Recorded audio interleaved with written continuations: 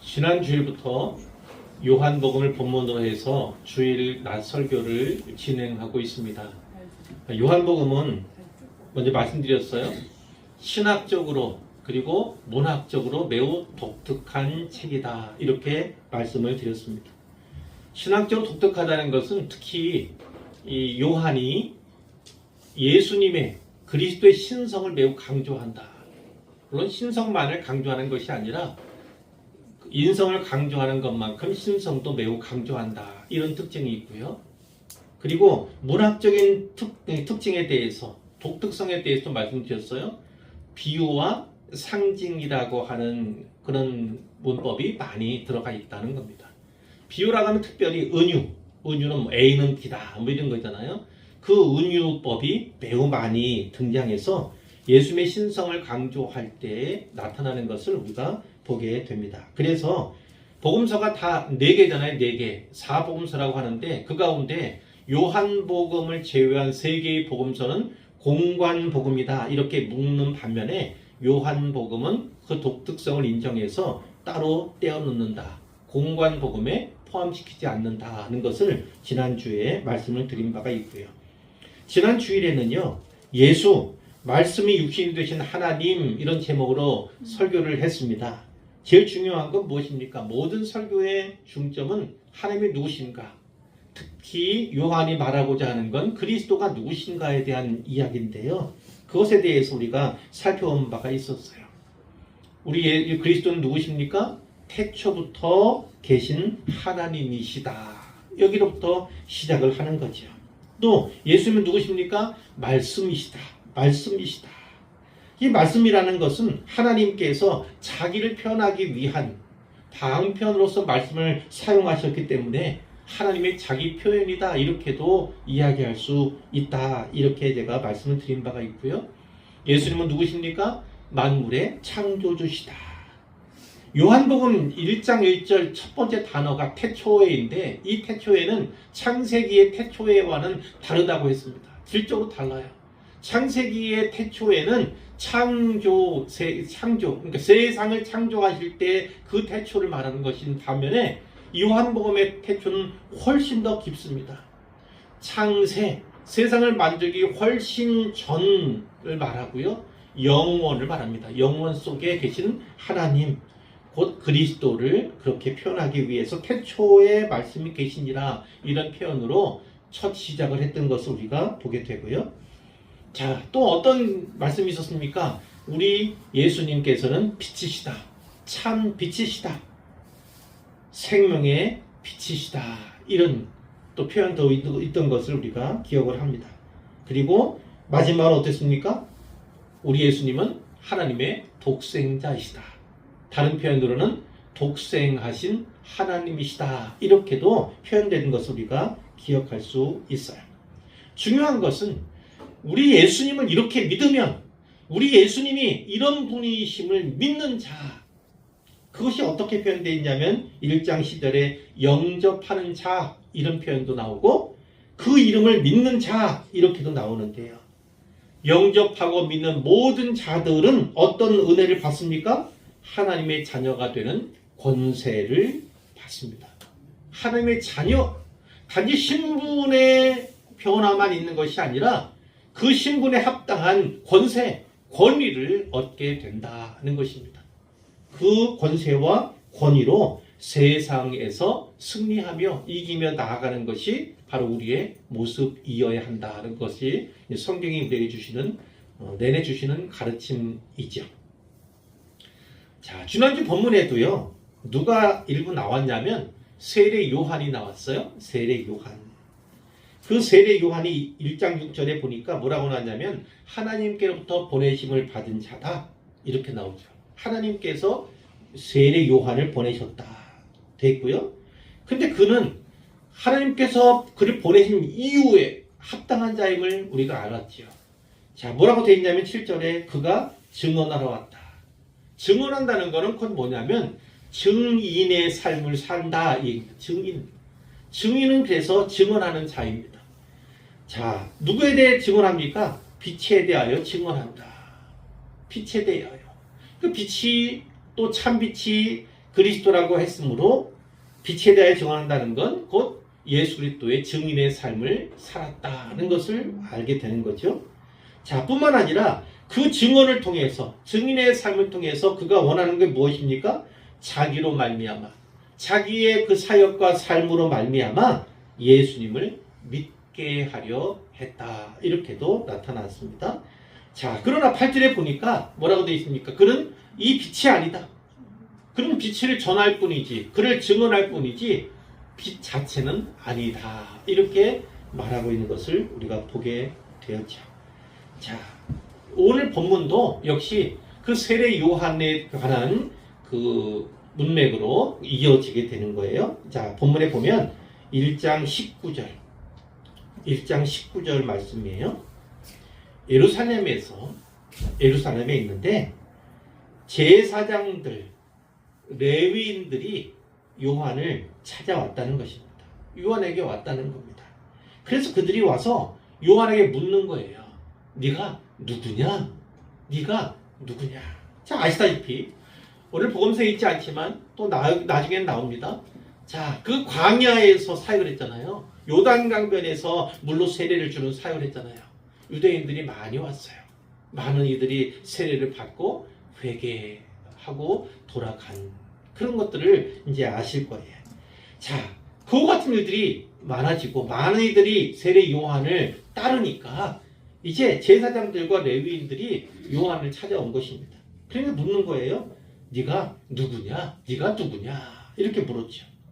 자, 그때 요한이 뭐라고 얘기합니까? 나는 아니다. 나는 아니다. 근데 뭐라고 해요? 나는 그리스도가 아니다. 그래서 그들이 와서 물어본 거예요. 뭐라고 물어봤겠습니까? 네가 그리스도냐? 이렇게 물어봤겠지요. 네가 그리스도냐? 그랬더니 요한이 뭐라고 합니까? 나는 그리스도가 아니다. 그리스도가 아니다. 누가복음 3장 15절에 보면 이런 말씀이 있어요. 많은 사람들이 요한을 가리켜서 혹 네가 그리스도신가? 이렇게 여겼다. 이런 말씀이 있습니다. 그러니까 그리스도냐고 물었을 때 나는 그리스도가 아니다. 21절에 보면 그럼 누구냐? 네가 엘리야냐? 엘리야가 뜬금없이, 구약의 선지자가 뜬금없이 나온 게 아닙니다.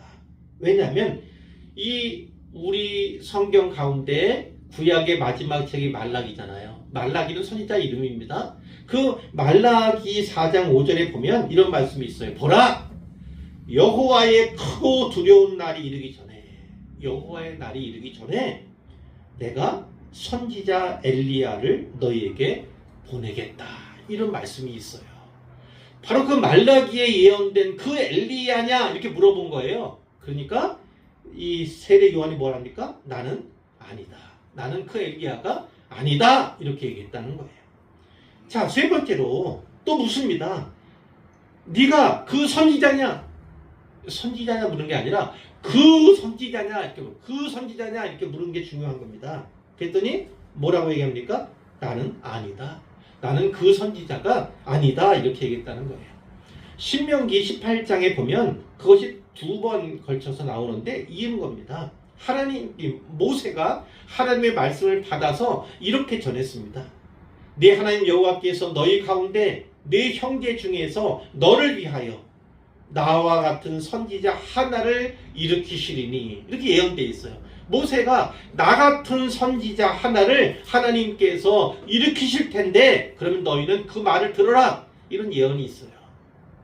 뿐만 아니라 18장 18절에 보면 뭐라고 되어 있냐면 하나님의 말씀으로 이렇게 되어 있어요. 내가 그들의 형제 중에서 너와 같은 선지자 하나를 그들 위해 일으키겠다. 너와 같은, 모세와 같은 선지자. 그걸 물어본 거예요. 그 선지자냐? 물었을 때 세례 요한이 아니다. 나는 그 선지자, 모세와 같은 선지자가 아니다. 이렇게 부인을 했다. 그것이 나오는 거예요.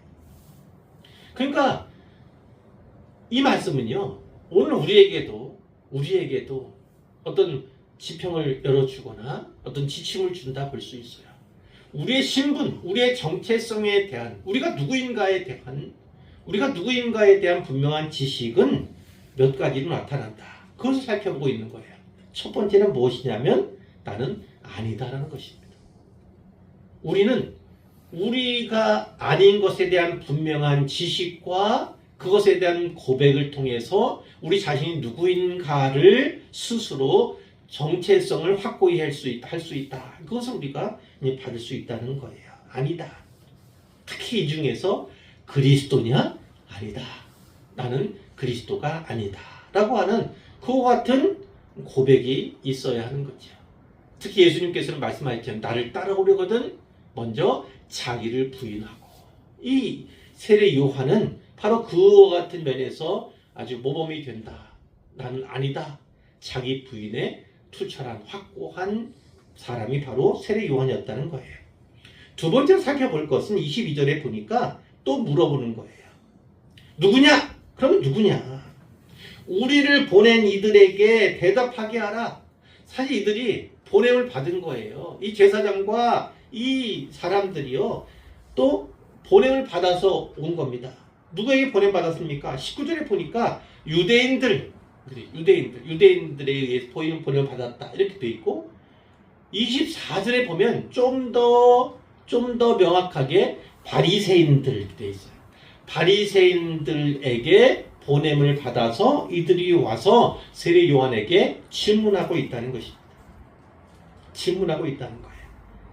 자, 그랬더니 세례 요한이 뭐라고 합니까? 나는 누구다? 한번 보세요. 23절에 나는 누구다? 누구라고 얘기하고 있습니까? 아주 짤막하게 설명되는 부분 다 빼고 나면 뭐만 남습니까? 나는 소리다. 나는 소리다. 소리. 나는 소리다. 라고 하는 겁니다. 그것을 설명하고 있는 거죠.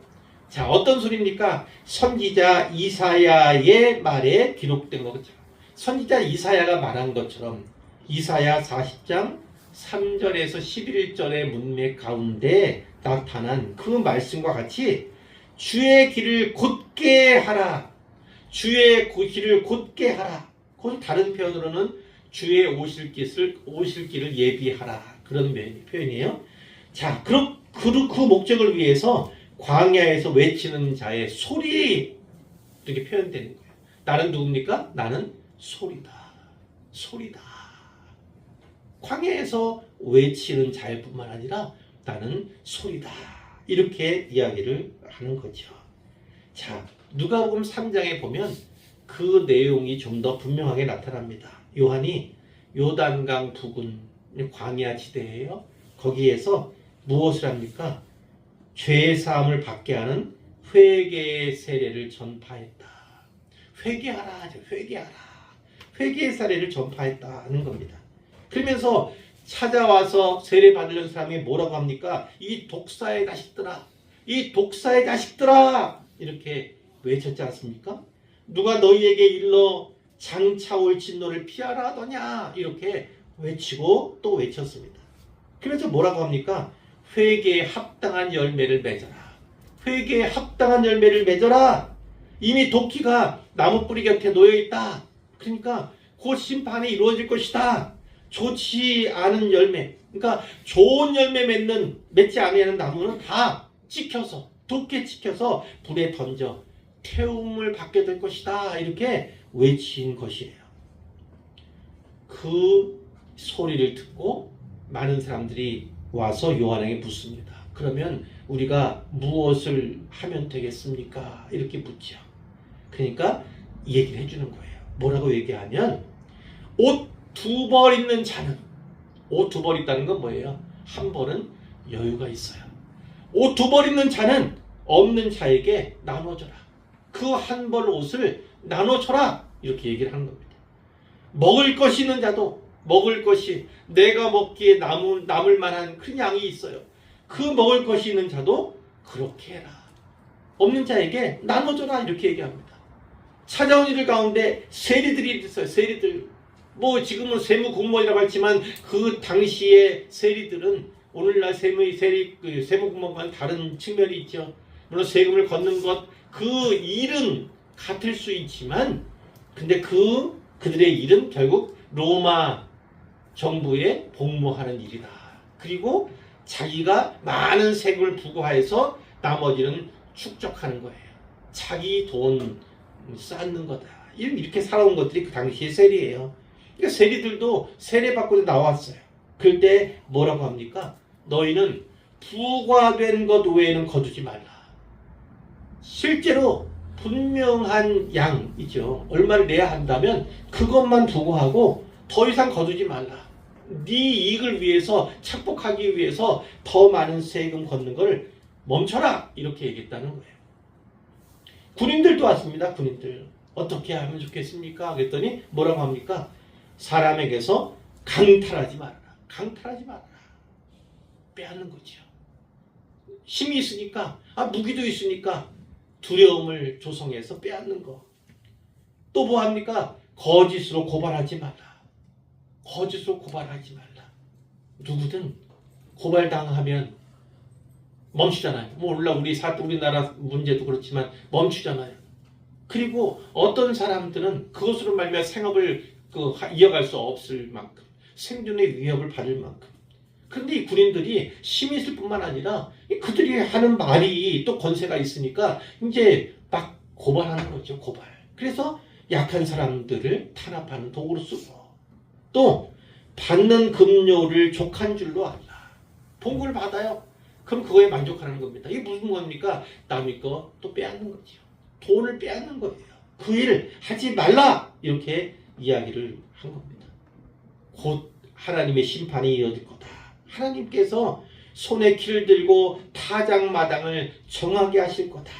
알곡은 곳간에 들이고 쭉정이는 꺼지지 않는 불에 태우실 것이다. 이렇게 긴박성, 심판의 긴박성을 주장하고 선포했습니다. 그것이 바로 이 세례 요한의 사역이다 볼 수 있어요.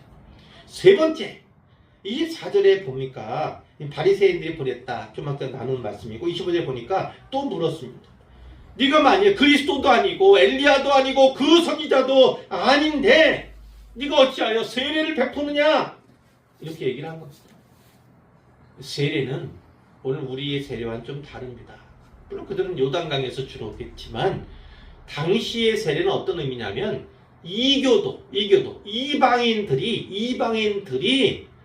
유대교에 들어오기 위해서, 가입하기 위해서 필요한 절차, 필요한 의식이 바로 세례였던 거예요. 물세례였던 것입니다.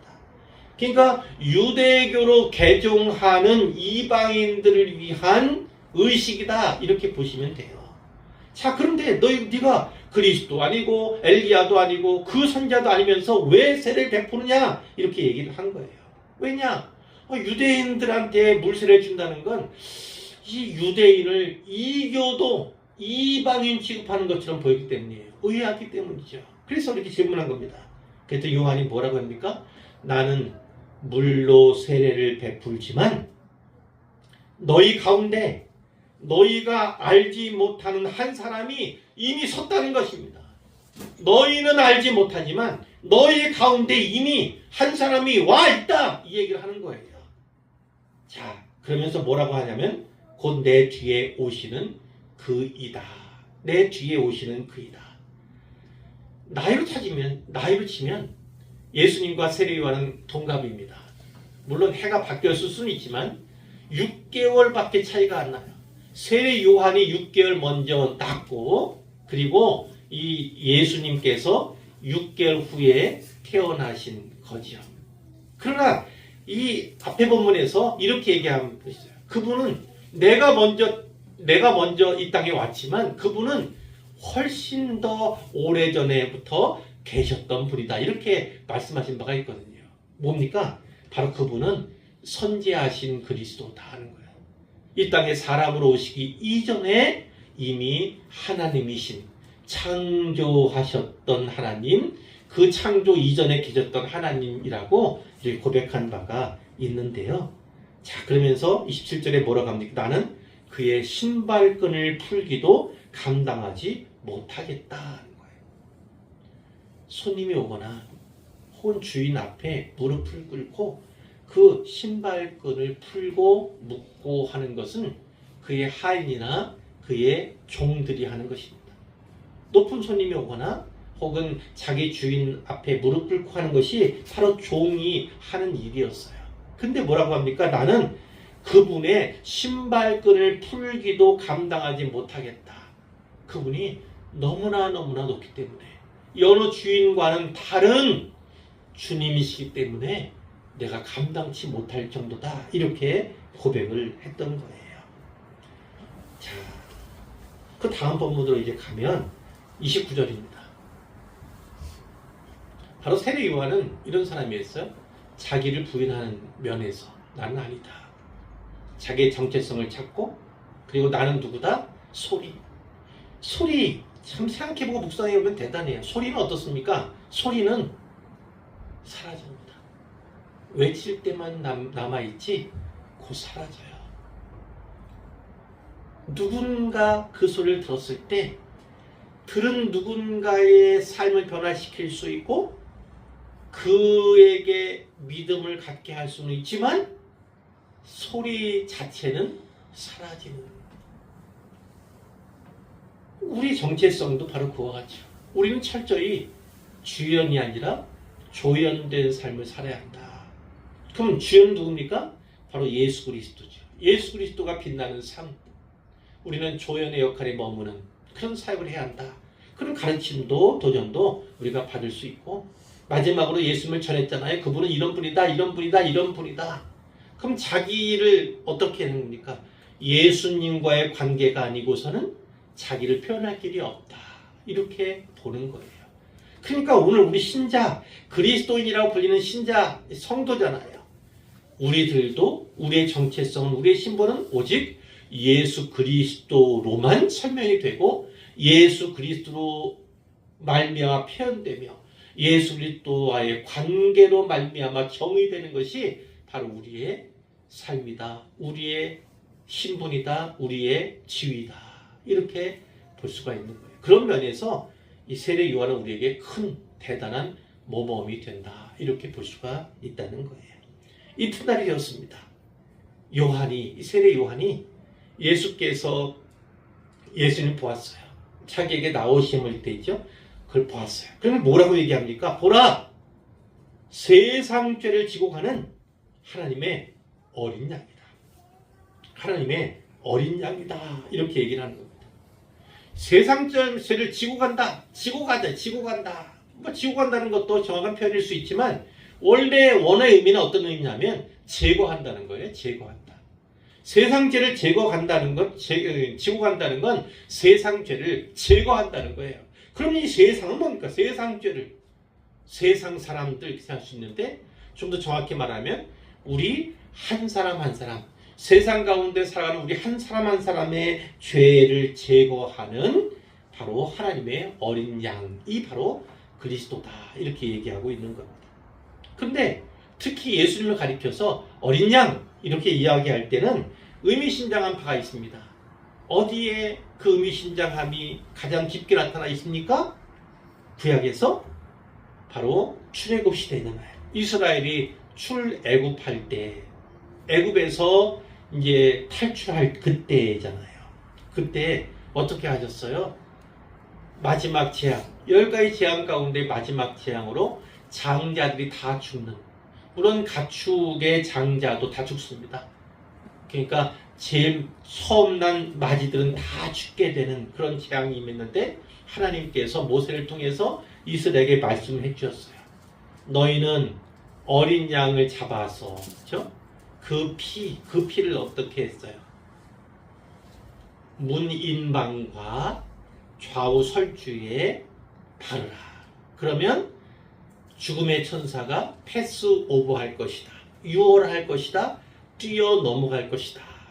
바로 그 집에, 어린 양의 피를 바른 그 집에는 죽음의 천사가 건너간다는, 뛰어 넘어간다는 거예요. 여기는 장자들이 죽는 재앙을 면하게 될 것이다.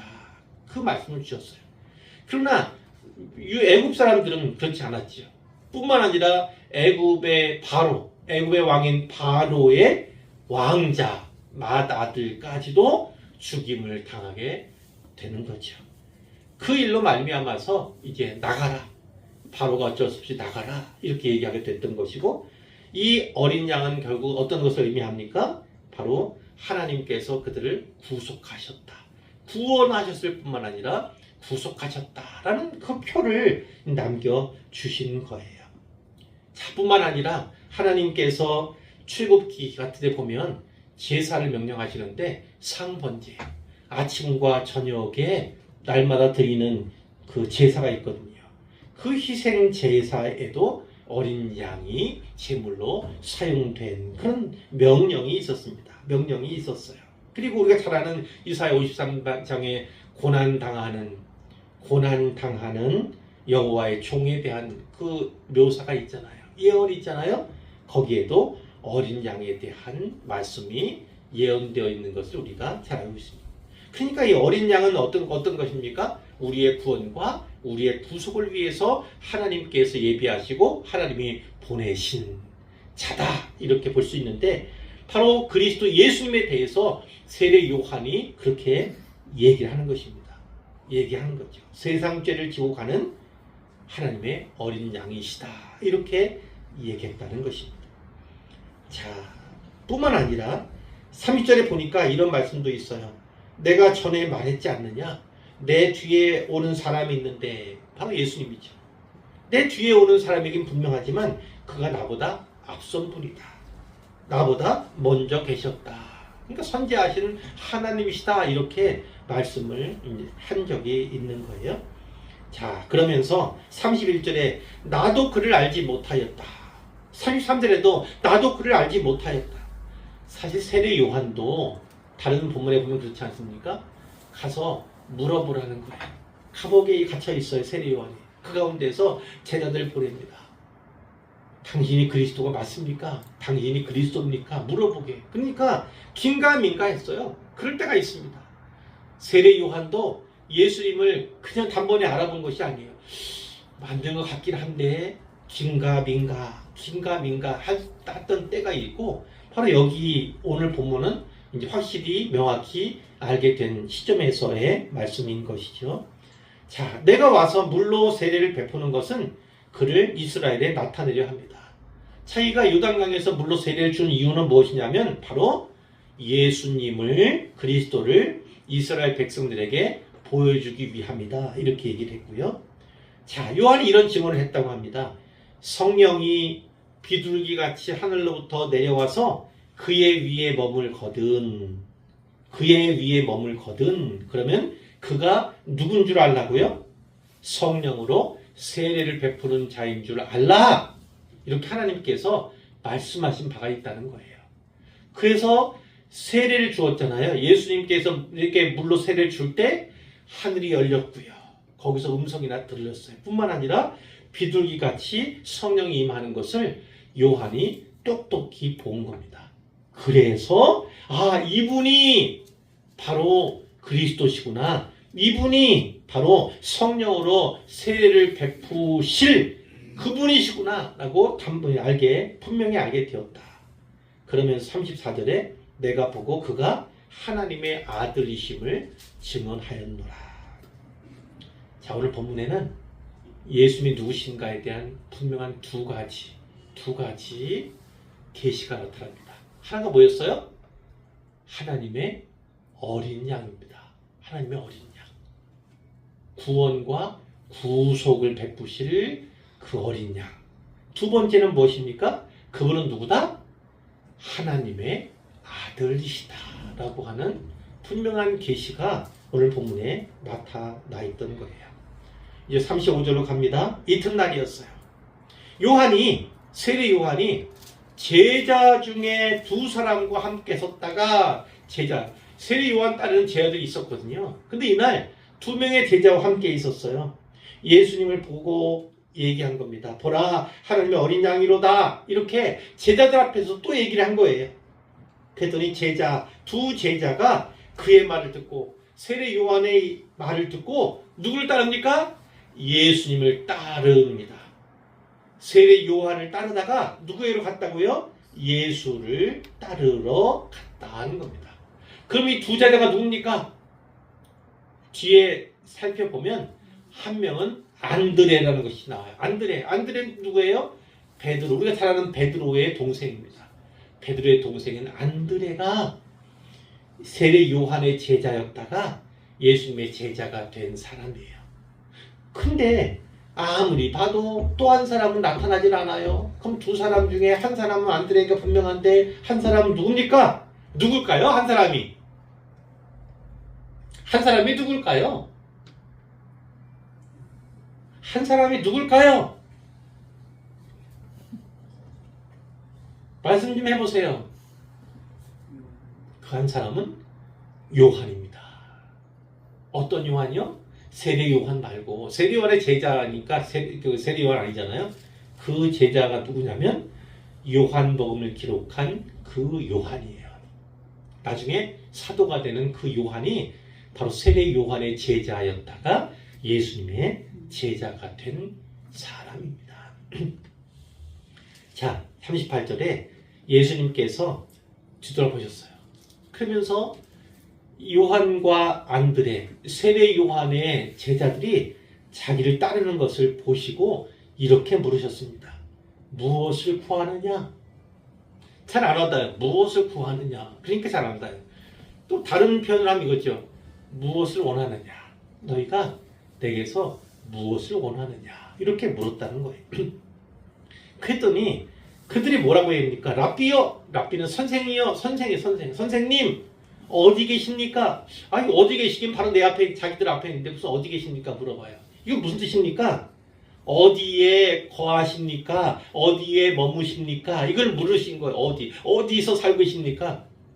어디에 거하고 계십니까? 이렇게 물었던 거예요. 그러니까 예수님께서는 너희가 내게 무엇을 원하느냐? 이렇게 물었을 때 이 제자들이 뭐라고요? 어디에 거하십니까? 어디에 머무십니까? 이렇게 답변했다는 건 그들이 원하는 게 무엇이라는 게 나타나는 거죠. 무엇을 원하는 겁니까?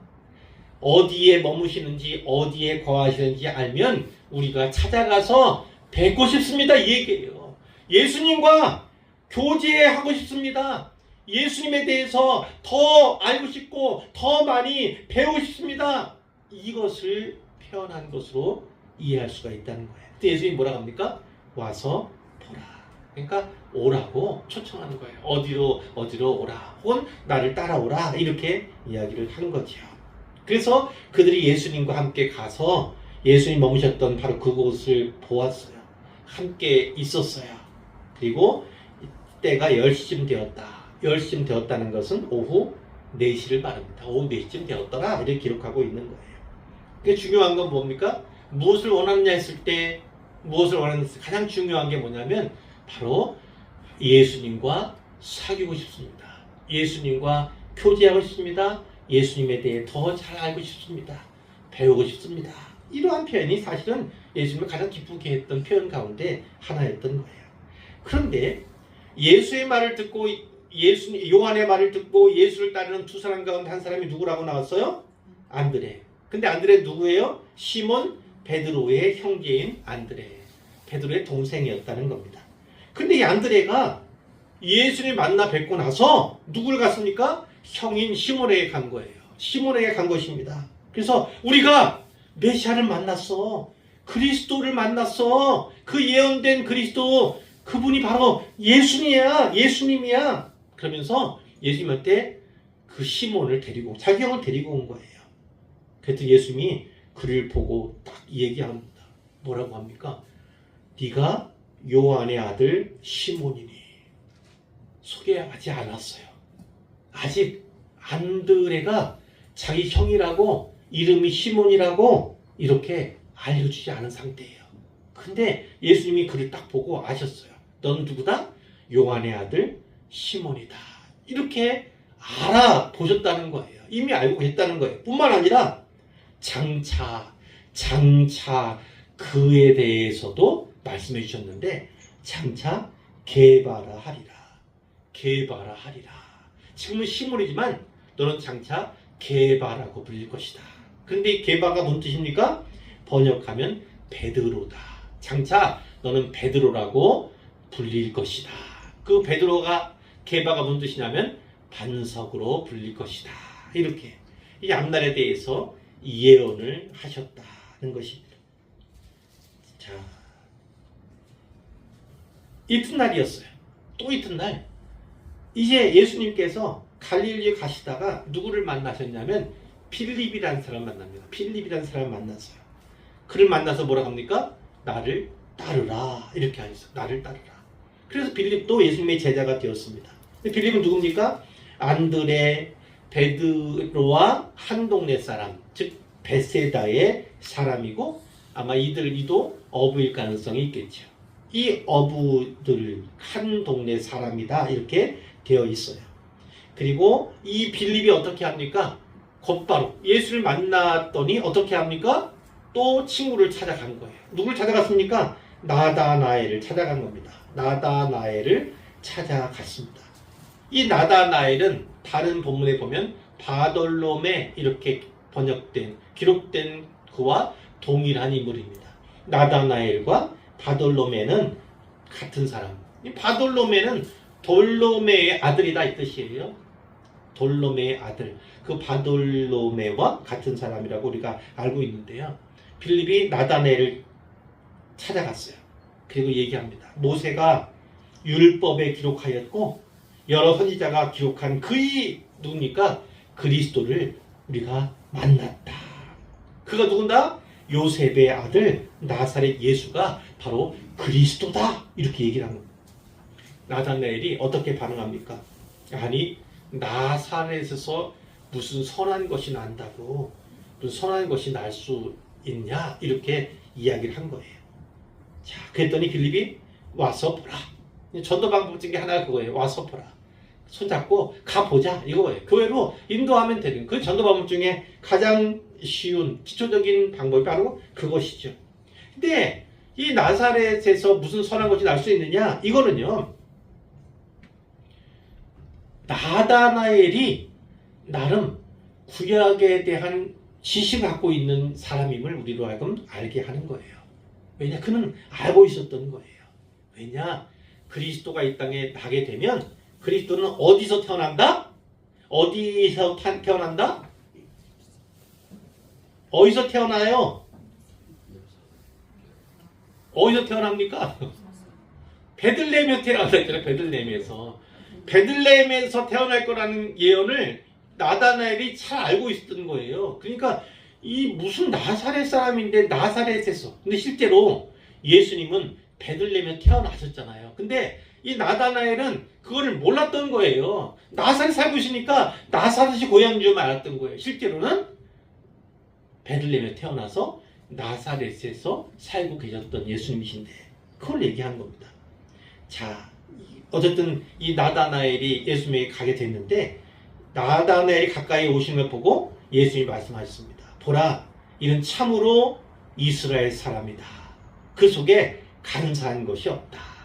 참 이스라엘 사람이다. 이렇게 얘기한 거예요. 이거는 어떤 뉘앙스가 있는 겁니까? 원래 이스라엘이라는 거는 누구에게 준 이름이죠? 새로운 이름이었죠? 야곱에게. 야곱의 이름. 원래 이름은 야곱인데 하나님이 나중에 그 야복강가에 씨름해서 이기고 난 다음에 이스라엘이라는 이름을 지었잖아요.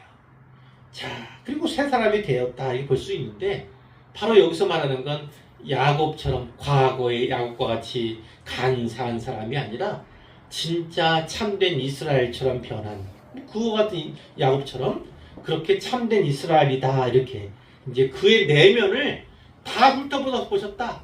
뚫어보셨다. 그것이 중요한 겁니다.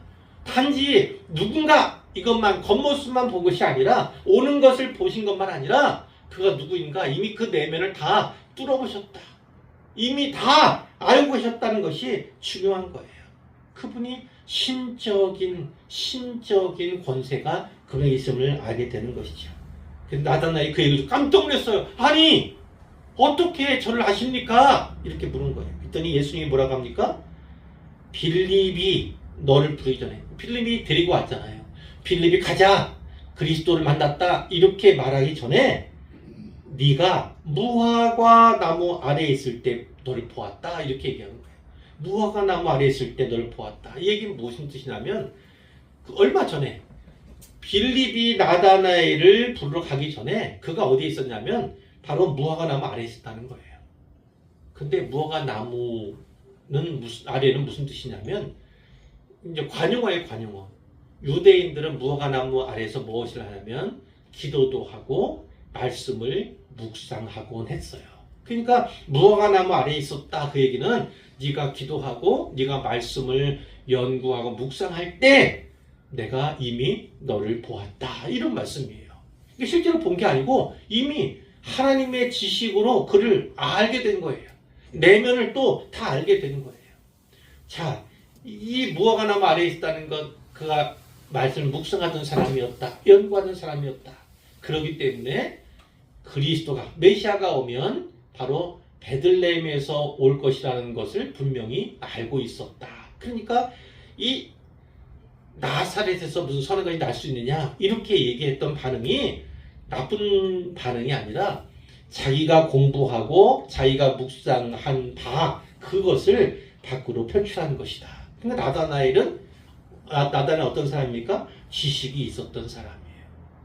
특히 이 구약에 대한 지식이 있던 사람이 바로 이 사람이었다 하는 것을 보게 되는 거죠. 나다나엘이 뭐라고 고백합니까? 라비여 선생님, 당신은 하나님의 아들이시오. 당신은 이스라엘의 임금이십니다. 왕이십니다. 이렇게 즉각적으로 이야기를 했던 거예요.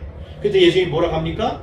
내가 너를 무화과 나무 아래서 봤다고 함으로 믿느냐? 실제로 본 게 아니에요. 거기서 묵상하고 기도하고 있는 걸 본 것이 아니에요. 하나님께서 신지식으로 그것을 아신 거예요. 자, 그래서 뭐라고 합니까? 이보다 더 큰 일을 보리라. 이보다는 뭐예요? 깜짝 놀라. 네가 깜짝 놀랐는데 그보다 장차 네가 더 큰 일을 보리라. 그러면서 그 더 큰 일이 무엇일까? 그것에 대해서 이제 부연해서 얘기하죠. 진실로 진실로 너희에게 이르노니 하늘이 열리고 하나님의 사자들이 인자 위에 오르락내리락 하는 것을 보리라. 자, 어디에 나오는 말씀입니까? 바로 창세기에 나오는 거잖아요. 창세기 28장에 나오는 얘기잖아요. 야곱이 아버지 속이고 장자의 축복을 다 받고 나서 에서가 두려워서 도망가잖아요. 바단 아람으로 먼 길 도망가는 그 길에 광야 가운데 지며 오르는 배들입니다만 바로 거길 지날 때에 잠을 자잖아요. 돌베개 자고 잠을 자지 않습니까? 그때 하나님 꿈으로 보여주셔요. 뭐예요? 하늘에 창이 나고 사다리가 내려오고 천사들이 오르락내리락 오르락내리락 그 위에 하나님이 계신 것을 그가 보게 되는 겁니다. 바로 그거예요. 근데 바로 이 구약 창세기 28장에 나왔던 이 말씀이 이루어지는 그것이 성취되는 것이 누구를 통해서입니까? 바로 예수님을 통해서라는 겁니다. 예수님을 통해서.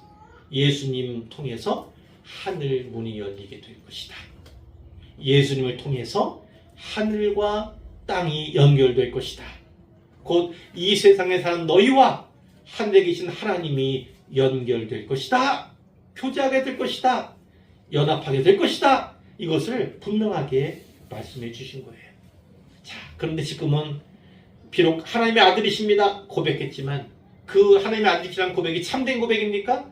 아니죠. 나다나엘 역시도 예수님 십자가에 달렸을 때 함께하지 못했습니다.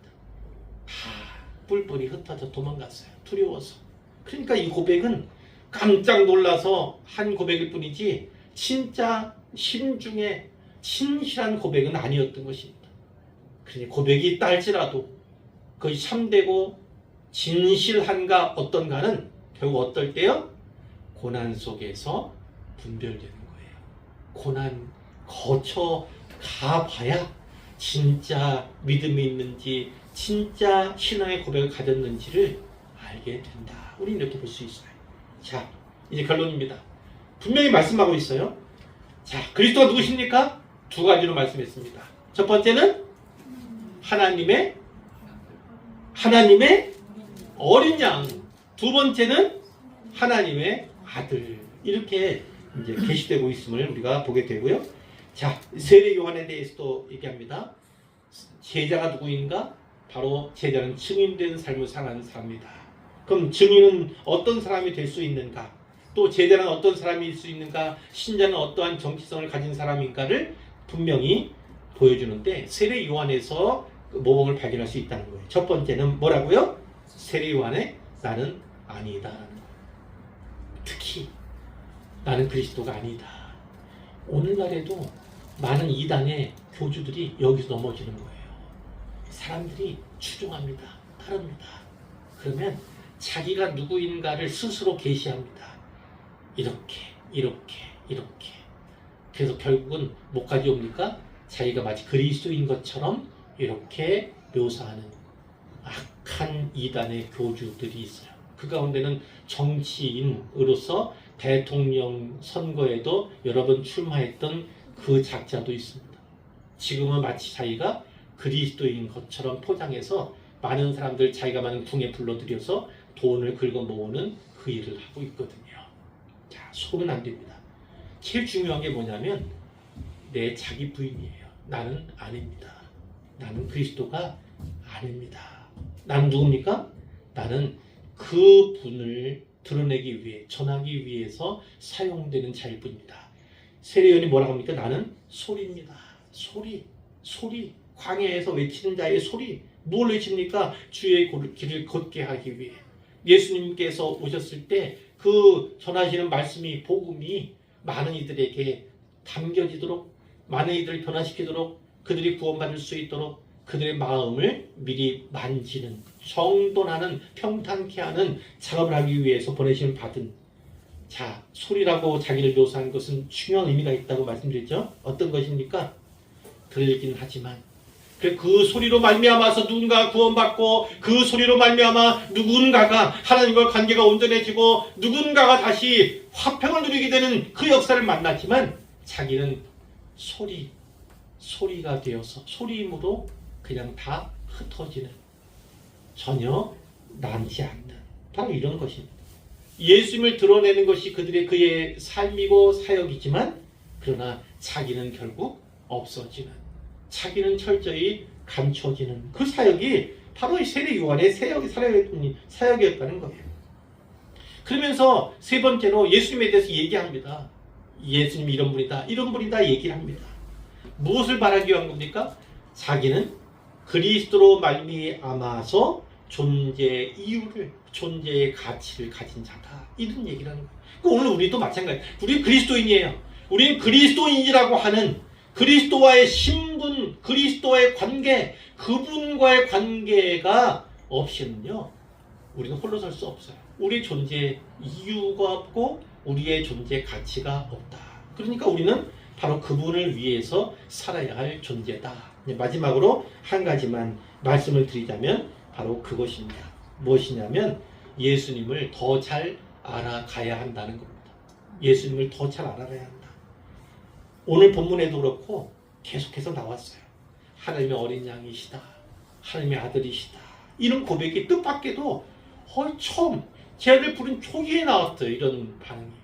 그런데 어떻다고요? 불과 3년 뒤에 이들은 뿔뿔이 터져요. 예수님께서 잡혀가시고 예수님께서 십자가 지실 그 시점에 여기 남아있는 제자들은 없었어요. 요한만, 사도 요한만 그 자리에 지키고 있었을 뿐이지 나머지가 다 흩어져 버렸던 것을 우리가 잘 알고 있지 않습니까? 그러니까 하나님의 아들이십니다, 그분 내 주님이십니다, 이런 고백은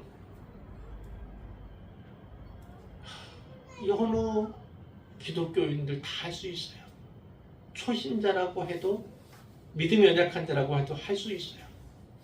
그러나 그 하나님께서는 나의 왕이십니다, 그분은 하나님이십니다, 하나님의 아들이십니다, 내 주님이십니다, 이런 고백은 언제든지 쉽게 우리가 할 수 있지만, 진짜 우리가 그분을 하나님의 아들로 고백하고, 진짜 그분을 우리가 그리스도로 고백하고, 진짜 그분을 우리의 주님으로 고백하고, 진짜 그분을 우리의 왕으로 고백하느냐 아느냐는 또 다른 차원이라는 겁니다. 고난을 거치고 사망의 엄침한 골짜기도 거치는 가운데서 그 고백이 새로워지고, 그 고백이 오히려 두터워지고 남아있다면 그 고백이야말로 진실되고 참된 고백이다. 하나님께 인정받을 만한, 주님께 칭찬받을 만한 그런 고백이 될 것이다 라는 것입니다. 우리는 예수님을 지식적으로도 체험적으로도 더욱더 깊이 또 사귐과 경험을 통해서 깊이 알아야 한다는 말씀이에요. 올 한 해 이렇게 하나님을 더욱더 새롭게 만나고 더욱더 지식에서 또 깊어지고 풍성해지는 우리 모두가 되기를 주님의 이름으로 축복합니다. 아멘.